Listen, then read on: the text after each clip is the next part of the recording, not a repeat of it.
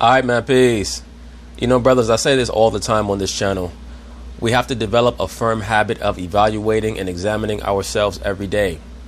Because when we do that, it's like we're taking inventory of who we are as people, and it will have a trickle-down effect on how we handle other issues within our life. We have to evaluate the woman that we're with. We have to evaluate our friends, so-called friends. We have to evaluate our family members to determine how can I improve these people so that I can become a better person myself.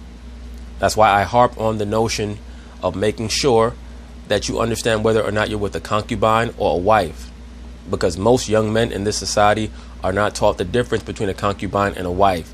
They're taught to worship the woman. They're taught to worship the feminine principle.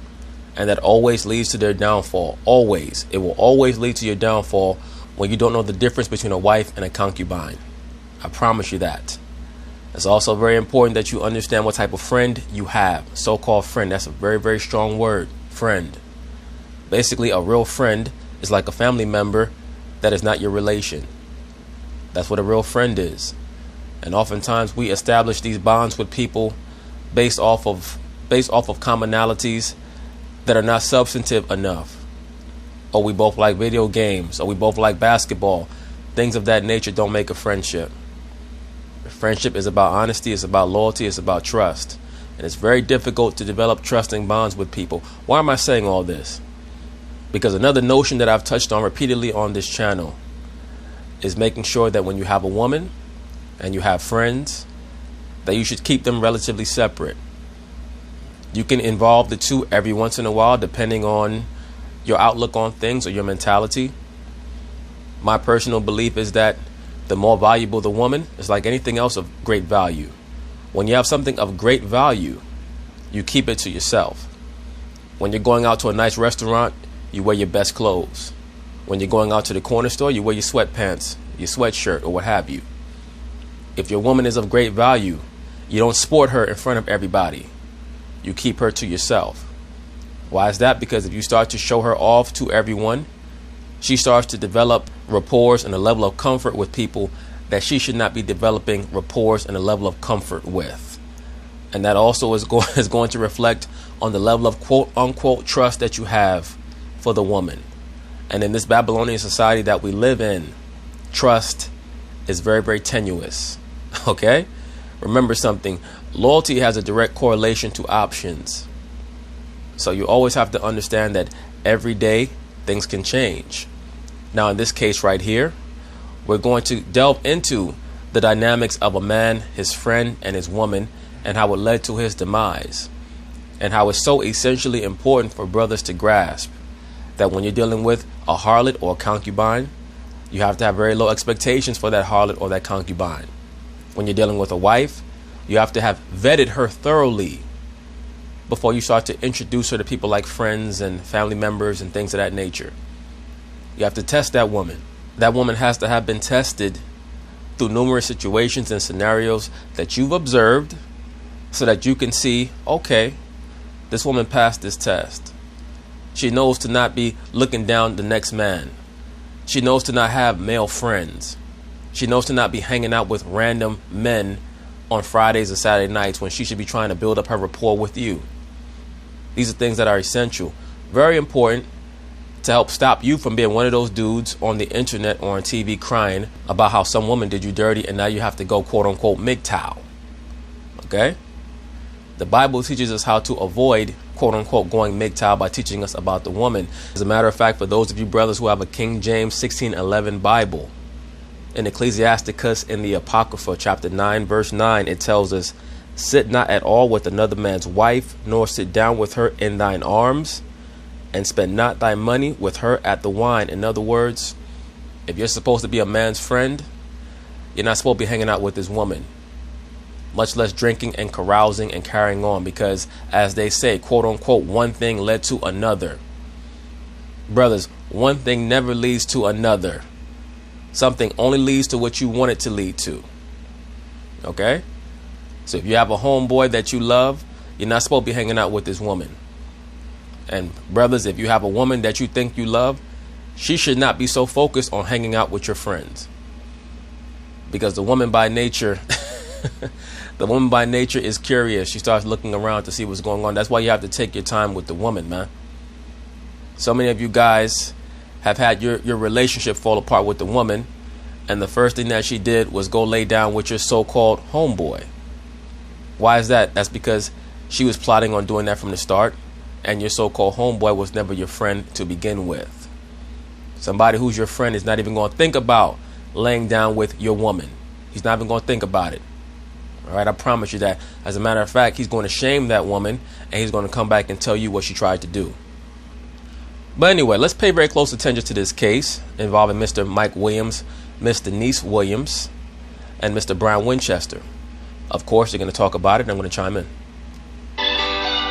Over the mysterious death of a Florida man, it's finally over after 18 years of uncertainty. Mike Williams disappeared on a hunting trip in December of 2000. The common belief was that he was eaten by an alligator. But just last year, law enforcement discovered new information that challenged this theory. The trial saw Williams' wife, Denise, in the defendant's chair. For tomorrow's 48 Hours, Richard Schlesinger shows us the stunning conclusion. This man was murdered, and they blamed it on alligators for 17 years. Now, brothers, did you hear that? This person, Mike Williams, as we're going to find out more and more as we delve into this segment, he was killed by his so-called best friend who conspired with his wife to get rid of him, and they tried to hide what they did by claiming that alligators ate his body. So that means what? They killed him, shot him, dispatched him by feeding him to the alligators. Ain't that a bitch? What happened to Mike Williams would have stayed a mystery if his best friend and wife's secret lover hadn't started talking. Now, brothers, did you hear that? His quote-unquote best friend and his wife's secret lover. And the only reason why what occurred went down is because his so-called best friend tried to assume a relationship with his wife after Mike Williams' demise. And of course, their relationship went down the tubes as well. So now he starts to spill the beans because he's a quote-unquote jilted lover. Denise and I were best friends. We were Bonnie and Clyde. Brothers, did you hear that? He's supposed to be Mike Williams' best friend, but he's talking about how he was best friends with Mike Williams' wife. Now, I'm not sure about the history of these three people. Maybe they knew each other going all the way back, but they even make movies about this, where you have two so-called best friends vying for the attention of the same woman. And the woman normally loves it because they like to be the center of attention. But if your friendship is as powerful and as deep as you allege, you should have backed off. And by no means should you ever have considered killing your friend over a damn woman. Ever see the original Batman with Jack Nicholson and Mike Keaton? Remember, Jack Nicholson played the Joker. Originally, he was Jack Napier. And he was set up to be killed, I believe, by Jack Palance's character. Because Jack Napier was sleeping with Jack Palance's woman. And Jack Napier came back and he said, as the Joker, he said, "You killed me over a woman. A woman." But that situation was fucked up all the way around. Why is that? Because he tried to lay with his friend's woman. His friend got besought by jealousy, and he arranged for his friend to get killed. This situation is different. In this situation, the person was so enamored of the woman that he decided that he was going to become confederate with her in getting rid of the husband. Either way, in both scenarios, even though one is hypothetical, one is real, they both involve putting a woman on a pedestal. You never ever put a woman on a pedestal. Women in general are beautiful. Your wife, if you're fortunate enough to meet a wife material woman, should be treasured. She should be valued. She should be loved, respected, honored, all that good stuff, but never ever idolized. Because that's to her detriment and that's to yours as well. And a real woman will never want you to idolize her. Ever. These so-called feminist women out here who want to be idolized is because they're not real women. They're females. They're fembots. That's all they are. And they head home to a dildo, a glass of wine, and their antidepressant medication. That's what they head home to. And we were partners in crime. It was part of a deal. Tell prosecutors what happened to Mike Williams, where to find his body, and Winchester would not be charged with his murder. We felt like that as long as neither one of us talked, that nobody would ever find out what happened. In other words, she used you to get rid of him because she never really liked him, or at least did not like him after a while. And she said to herself, you know what, if I throw his desperate, thirsty ass friend some pussy, I can get him to kill Mike, and I'll play along for a little while, get rid of his ass, and it'll be a secret that we'll have to keep between us. That's what she thought because she played your dumb ass. Mike Williams vanished just one day before his 6th wedding anniversary. Hey, brothers, you hear that? The man got killed a day before his wedding anniversary. That shows you how much his wife hated his ass. Hated his ass. And look, who knows? Maybe he was whooping her behind closed doors, but I doubt that. Look at the pictures. They both smiling. You know, they look like Becky Sue and Clark Kent. I think they were pretty happy, most likely. She just hated his ass. He and his wife Denise met in high school. He was a football player. She was a cheerleader. Yeah, that's what I thought. You know, it's the normal textbook so-called romance, right? Leader. There they were, this like seemingly very perfect couple. Allegedly. Hey, brothers, these people that you see on the internet, on social media, all smiling all the time and supposedly so happy behind the scenes, there's normally tumult. They have no real substance to their relationship and to their lives. So they have to try to convey this fake energy outwardly to other people, hoping that people telling them that they look so happy and they look so good together will make them feel better about their fake ass relationship. Searchers spent 6 weeks looking for Mike. Law enforcement and friends and family combing the lake looking for him. Y'all ain't gonna find Mike. Them gators put some A1 steak sauce on Mike's ass. They found the boat, his truck, the trailer, that was all there. I got up in the helicopter. One of the things that I noticed, there were very large alligators swimming all around this area. People are attacked by alligators, but you never hear. Them gators are no joke, man. They are no joke. I was in Florida last summer. Whew. Them gators are no motherfucking joke. And the signs are everywhere. Wherever there's a large pool of water, you have to be aware of gators. Never hear of someone who's just vanished, eaten whole by an alligator. That's what you believed happened to Mike? Yes, I firmly believe that. Bullshit. Mike got set up. And now a trial would finally reveal the truth. We're here in the state of Florida versus Williams, 2018. Denise Williams had been charged with murder 17 years after her husband disappeared. Raise your right hand, please, sir. Winchester said he was the trigger man. And he was in the water. Yeah, he was in the water and you shot him like a straight up bitch. That's what you did. Because you're a disloyal bastard. And you know, they should give his ass the electric chair. Him and that chick. They both should get the damn electric chair. Once again, brothers, there's no woman worth all that. I don't care if your homeboy woman have a fat ass, big ass titties. Every time she look at you, she look at her lips, all that shit. You tell that to your homeboy. You gotta tell him, yo, look, that bitch right there is no good, bro. Hopefully you don't feel some type of way about me telling you that. But that broad is hiding her pants, man.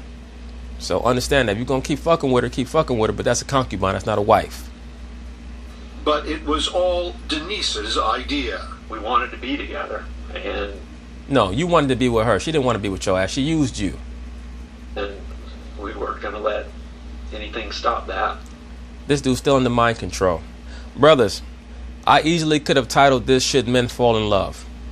Okay? I tell you guys all the time that when you fall under that spell of so-called falling in love, that's you putting your relationship and the woman up as an idol on a pedestal. Very, very dangerous. You will end up like this guy right here. What you'll find with people who so-called quote-unquote fall in love and expose out of control, normally somebody dies. Either the ex, the current partner of the woman, the person himself might commit suicide, might kill kids, all that shit. Ain't none of it worth it, man. When you shot Mike Williams with a 12-gauge shotgun, was Denise Williams standing there with you? No, she wasn't. She was in my head. Now, brothers, you hear that? They asked Brian Winchester, when you shot Mike Williams, was Denise Williams standing next to you? He said, no, she was in my head standing behind me. In other words, the chick had him under mind control. All right? That's what so-called falling in love is. That's mind control, because the most intense versions of being quote-unquote in love is a form of almost supernatural possession, right? Like a remote control. Whatever that person tells their subject to do, they will do if they're weak-minded. Behind me. The question is, would a jury believe Denise was the mastermind behind Mike's murder? And who knows, Denise may be a witch. She may practice witchcraft. A lot of these women practice witchcraft. Might have sprinkled something in Brian Winchester's food. Who the hell knows? Might have made that man some damn spaghetti and clipped a couple of scraggly ass pubic hairs and put him in the damn spaghetti, man. That man finished his meal and I said, damn, Denise is fine as hell. Wow, well, Richard Schlesinger is here with us. I remember this story when you first brought it to us. So shortly after Mike's murder, Denise and Brian got married. Why did Brian turn against her? Well, it gets complicated. See if you can follow. It ain't that complicated. It's pretty straightforward and pretty transparent if you understand the minds of demonic people and people who idolize others. We're ready. I'll try and untangle this for you. Yeah, untangle it. They got married. The marriage, there was trouble in paradise. Married. No shit. There was trouble in paradise. There was never going to be placidity in paradise. How the hell could you have a functional relationship after you do some shit like that? Give me a break. This marriage. Brothers, always remember something. You're going to lose them how you got them. All right? You're going to lose them how you got them. If you're one of those dudes who takes pleasure in trying to steal another man's woman, that's exactly how you're going to lose that woman. Marriage fell apart. They got divorced. And Brian kind of snapped. He kidnaps Denise. Look at that shit. Listen to that. Man snapped and tried to kidnap the broad. I know the coochie wasn't that good. Denise, in her car, holds a gun on her. She talks him down. Anyway, long story short. You see that? What do I tell you, brothers? When you have these men that fall in love, it almost always ends with them trying to kill themselves, the woman, everybody. And she got to be a damn fool. You just had this guy kill your husband, and you think that he won't try to kill you if you try to break up with him? Short, he gets convicted of the kidnapping. As part of that, he offers up a confession about what happened to Mike. Yeah, he pulled Nino Brown. He said, everybody going down with me. He said, yeah, I pulled the trigger, but she the one bought the gun and the bullets. And, you know, her mother told me to shoot him in the back of the head. So everybody going down. And that's how this case got rolling. What's interesting about this, though, you know, is that this was a really interesting legal problem for the prosecutors, because their star witness, Brian Winchester, said that he's the guy who did the killing, and you know, the wife is on trial. So it really presented a really interesting case that was fascinating to follow. As always in so many of these cases, it's the mom who always stands by her child, and Mike's mother never believed. Yeah. Well, the mothers do oftentimes have almost supernatural powers when it comes to their children. There is a connection there. Oftentimes, mothers can tell when their children are in danger, even if they're not in the same vicinity. Yeah, She but an never alligator did, killed her child. and she worked all these years. She's been writing letters. She wrote 1,400 letters, more than 1,400 letters, to the governor of Florida, asking for an investigation into this. A lot of times, the mother knows when your woman is no damn good. She bought billboards. She had, you know, protest signs. Hopefully she's getting some justice. I was just going to say that finally justice for Mike and Denise and Brian. What a lovely couple. Yeah. Boy, That's right, Gail. They almost as scraggly as your ass. thank you. You're so romantic. Suited for each other. Well, you... But anyway, that's basically it on that, brothers. This will be the first in the series. Always remember, when you're dealing with people, whenever you decide to involve other people in your life, keep in mind that you have to take inventory of them and of yourself, and do not marvel when people turn in an instant, in a moment. Always understand why you're developing a bond with someone. It can't just be over some frivolous shit, and if it is, always understand that it's about frivolous shit. Do not treat people more seriously than they treat themselves, and you'll be on a decent path. But always keep in mind, somebody who's in your life of value, you're not supposed to be sporting them around. It is what it is. Peace.